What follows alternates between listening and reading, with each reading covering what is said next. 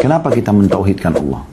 Kalau ada orang yang mengatakan tidak ada Tuhan misalnya, seperti orang-orang ateis, nggak ada Tuhan, ini semua terjadi begitu saja. Seperti keyakinan orang komunis, orang ateis, kan begitu mereka yakin. Pertanyaan sederhana, kalau begitu, dari mana asal muasal semua ini? Apakah tiba-tiba teman-teman sekalian makanan bisa ada di depan mata kita tanpa ada yang menghidangkannya? Kira-kira tiba-tiba ada rumah tanpa ada yang membangunnya? Tiba-tiba listrik bisa nyala tanpa ada yang mengatur aliran listrik tersebut dan juga yang menyalakannya? Semua jelas depan mata kita. Tidak mungkin semua ini terjadi begitu saja. Banyak orang subhanallah kagum dengan pelukis. Pada saat pelukis itu melukis misalnya Anda duduk di sebelah dia duduk di pinggir pantai, kemudian dia melukis lautan yang di depan mata dia, air kebiru-biruan, ya, kemudian langit, ada burung yang terbang, ada pohon kelapa misalnya di situ, ada awan, dia lukis. Anda lihat mirip sekali. Kebanyakan manusia terkagum-kagum dengan pelukis tersebut. Ini sering kali kami kasih contoh supaya menyadarkan kita teman-teman sekarang. Bahkan lukisan yang mirip sekali dengan aslinya itu harganya mahal. Subhanallah, manusia kadang-kadang dangkal pikirannya sampai ke situ saja. Dia lupa kalau si pelukis ini hanya menciplak saja apa yang ada depan matanya. Dan lukisan yang dia buat itu hanya bisa dikenang saja. Oh, ini lukisan di pinggir pantai di satu negara, di satu kota pada tahun sekian oleh pelukis si fulan. Oke, dipajang saja, diperjualbelikan dari tangan ke tangan pindah misalnya. Dan tidak bisa dirasakan, tidak bisa dirasakan sejuk airnya, nggak bisa dirasakan buah kelapanya, nggak bisa dirasakan terik mataharinya, nggak bisa dengar suara kicauan burungnya, nggak bisa. Tapi